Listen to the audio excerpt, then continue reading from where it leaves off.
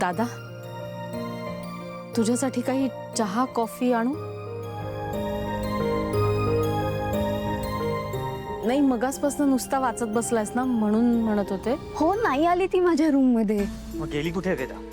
अरे रडत रूम बाहेर गेली तेव्हाच थांबवायचंच ना तिला. अनन्या काही बोलायच्या आतच ती निघून गेली होती. मला वाटलं तुझ्याकडे येते ती. काय झालं? कोण कुठे गेलंय? काका, ती वेदा आमच्या सोबत होती. वेदा,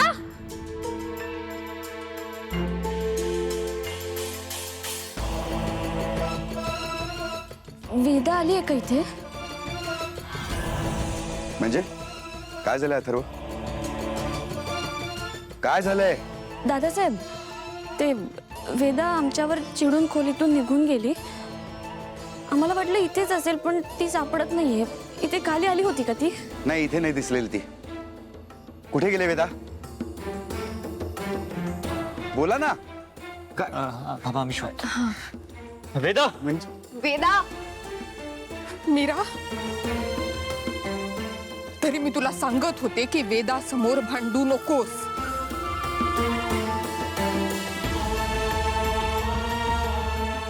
काय म्हणजे काय म्हणायचं तुला? मी मुद्दाम तिला तुमच्या रूम मध्ये पाठवलं? नाही अनन्याताई, माझ्या बोलण्याचा तो अर्थ नव्हता. ती गुलाबाचं फूल घेऊन आली होती. तिला असं वाटतंय की आमच्या दोघांमध्ये भांडण झालंय. हे बघ, मी नाही म्हणाल्या तिला जा म्हणून. उलट तीच मला विचारत होती की आईबाबांचं भांडण झालंय का. मी तिला सांगितलं असं काहीच नाही. हे बघ, नीट खात्री करून मला बोलत जा. तुझे कुठलेही आरोप मी सहन करून घेणार नाही.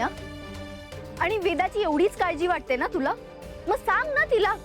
तिलाही कळू दे की तिच्या आजीविषयी तुझ्या मनात किती विष येते. अनन्याताई प्लीज, आता तो विषय नको. का नाही काढायचं? आम्ही काही बोललो त्याचा राग येतो का तुला? मीरा, मीरा, हे बघ, आता अनन्याशी वाद घालण्यात वेळ वाया घालवू नकोस. आता वेदाला शोधणं जास्त महत्वाचं आहे. मीरा, मीरा थांब.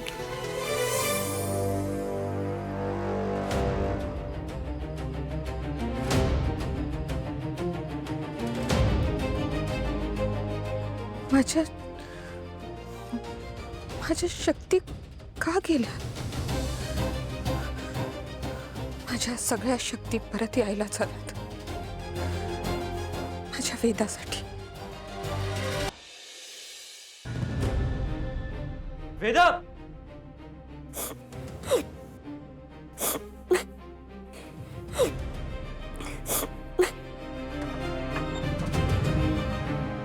वेदा,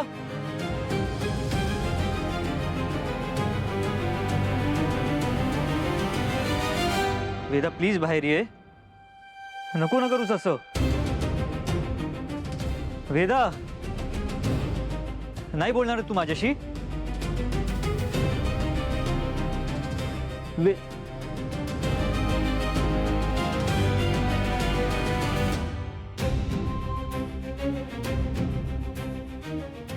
वेदा, हे वेदा बाहेर ये.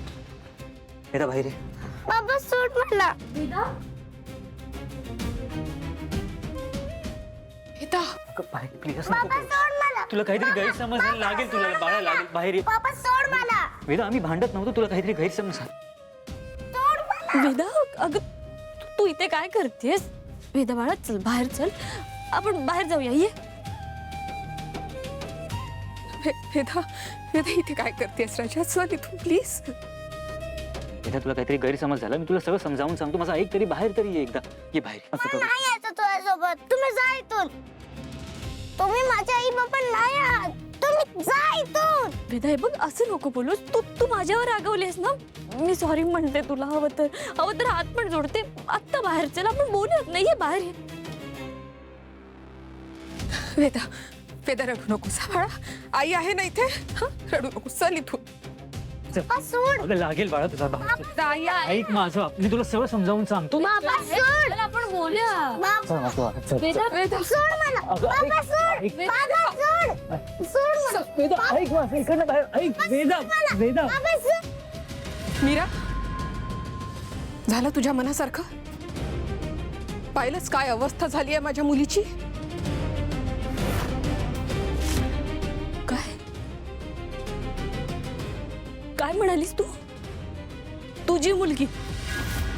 बाबा सोड मला. अगं वेदा बाबा, प्लीज सोड शांत मला. वेदा बाबा, शांत सोड. हो हट्ट करून ऐक माझं अगं मला बाबा, सोड मला. शांत तिकडेच राहायचंय. वेदाई वेदाई बाबा, सोड मला. माझ्याकडे ये. ओके ओके मला नाही जायचं ओके, ओके, ओके. तुझ्याकडे. ओके ओके वेदा, पाणी घे. कुठे होती? स्टोर रूम मध्ये जाऊन बसली होती. काय मला तिथेच राहायचंय. बरं वेदा असं स्टोरूम मध्ये जायचं नसतं. तू आई बाबांवर चिडलीस ना? हा, मी ओरडते बाबांना. काय रे अथर्व, हा का रडवलंस माझ्या नातीला? नशीब मी घराबाहेर गेली नव्हती. उलट बाहेर जायला पाहिजे होतं.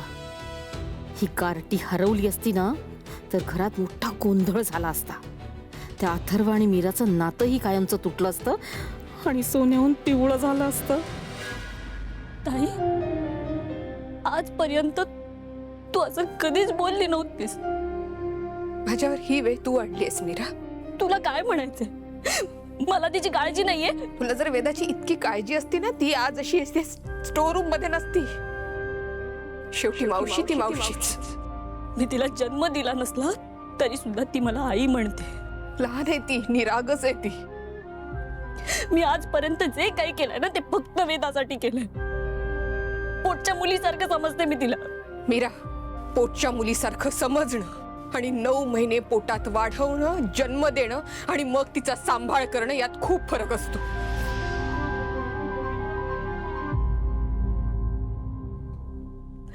मग का घेऊन आलीस तुम्हाला इथे? फसवून घेऊन आली होतीस, विसरलीस का?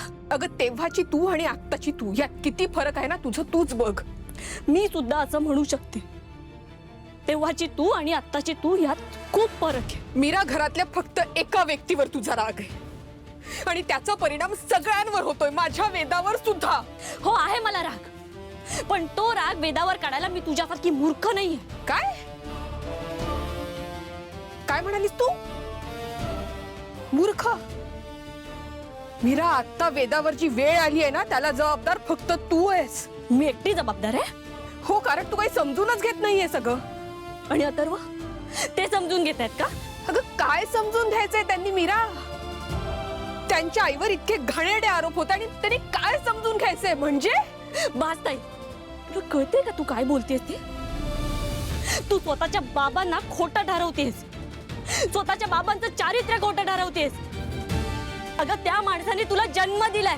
मीरा, अगं त्यासाठी मला त्यांचा आदर आहेच, पण घरात जसं सगळे म्हणतायत तसं बाबा काय खरं बोलतायत काय खोटं बोलतायत हे कसं कळणार अगं?